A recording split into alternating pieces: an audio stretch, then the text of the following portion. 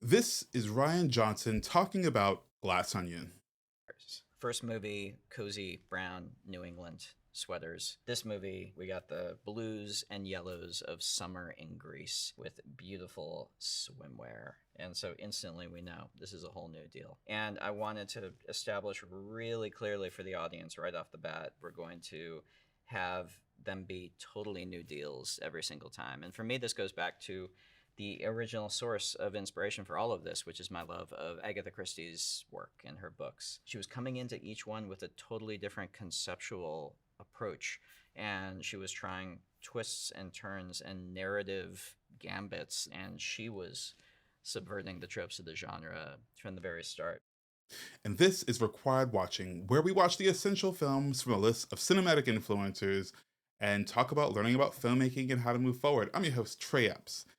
And this movie stars Edward Norton, Kate Hudson, Catherine Hahn, Janelle Monáe, Daniel Craig, Dave Bautista, Hugh Grant. It has a lot of people in it. It has a lot of people in it. And this movie is about Benoit Blanc, who travels to Greece for his latest case.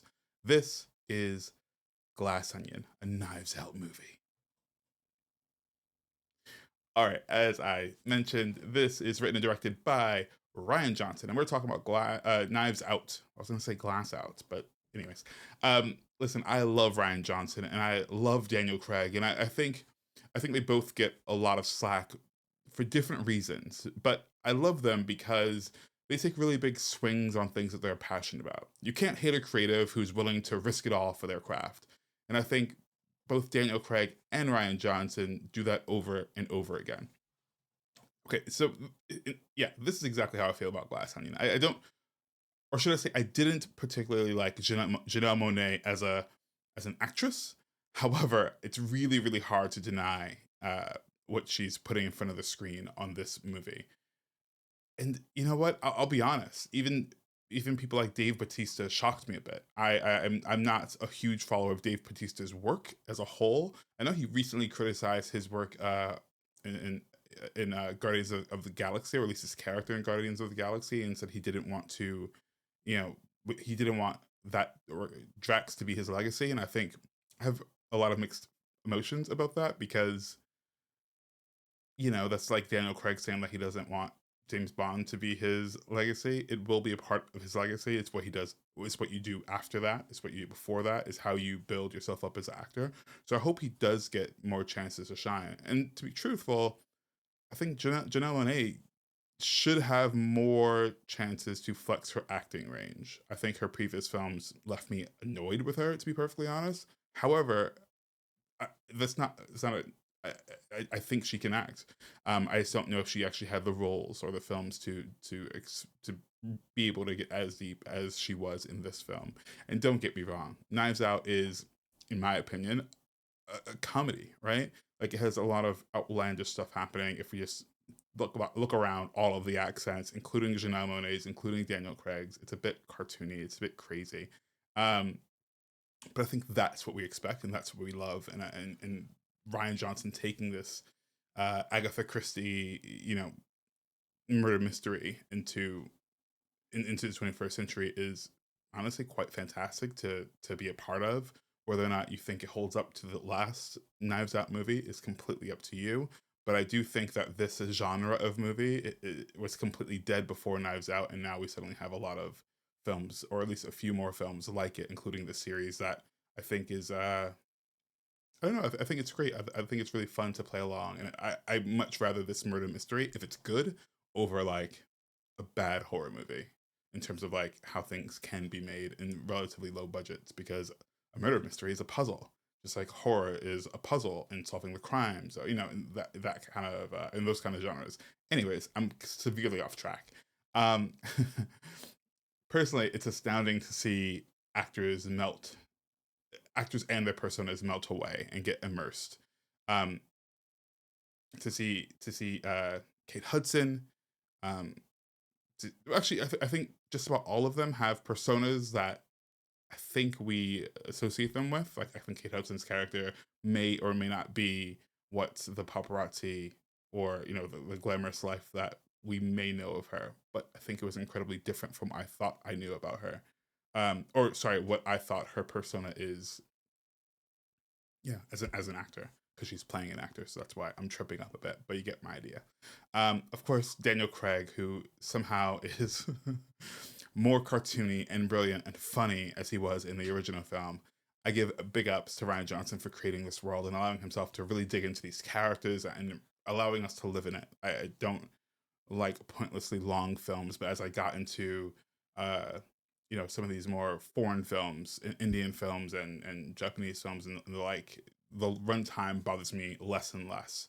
What does bother me is runtimes that go long for no reason at all, which is why these conversations tend to be pretty short. I don't want to fluff it up to 45 minutes unless we have a guest or there's something to really dig in and talk about. But let's like I don't need 30 minutes of nonsense, and I think he really did.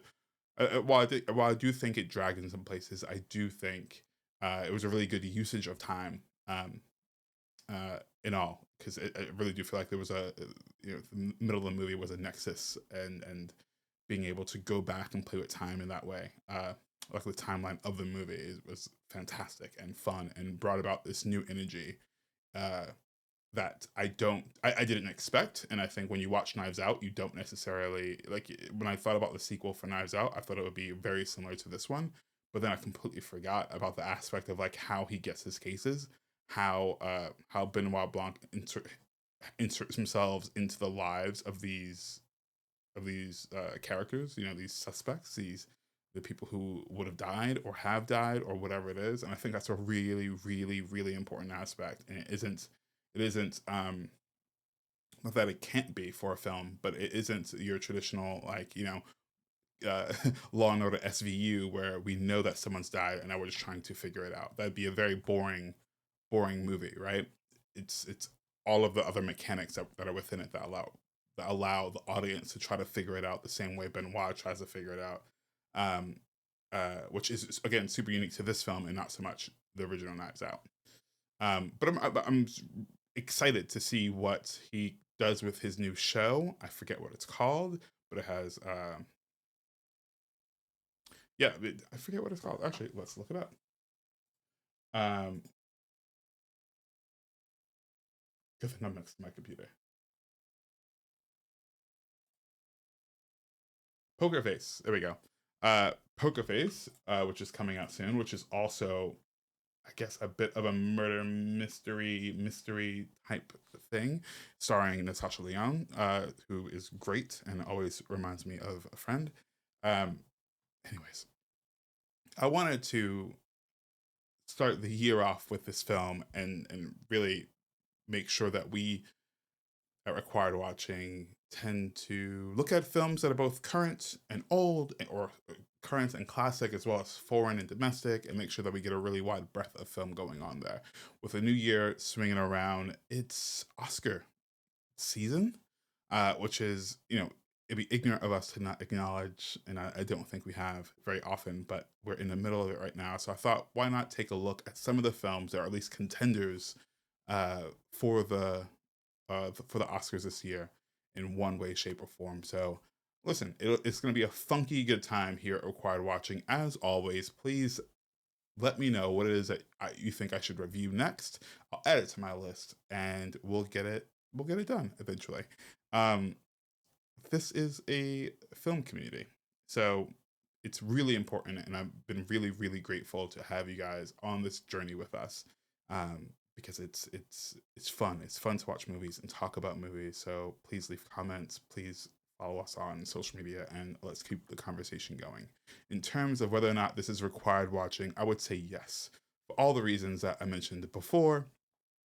I think when you bring a genre back to life, it's really important to come out the gate strong, like Ryan Johnson did in Knives Out, but also being able to continue to reinvent the wheel, right? Bring something fresh to the sequel and not let a sequel just die out, be a rehashing of the original. And the original was already great, so I'm pretty sure we wouldn't have minded. But I cannot wait to see what the third film has in store for the series and what happens next with the series as a whole. Ryan Johnson is a wonderful filmmaker and creative, and I'm not even sure what, if any, films we covered from him. Maybe Looper.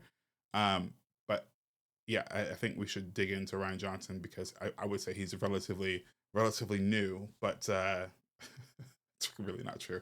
Relatively new, but but I think he has so much talent and what he's doing right now with his authorship is incredible to watch.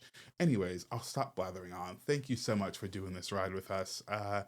If you have any questions or if you want to continue your journey, again, just leave a comment. Let us know what you like, what we're doing, and if what we should change, what you look forward to. What have you watched this Oscar season that you're like, I cannot believe no one's talking about this movie, or it's something is underrated or overrated. Let's chat about it. Anyways, I'm Trey Epps. Talk to you later. Peace.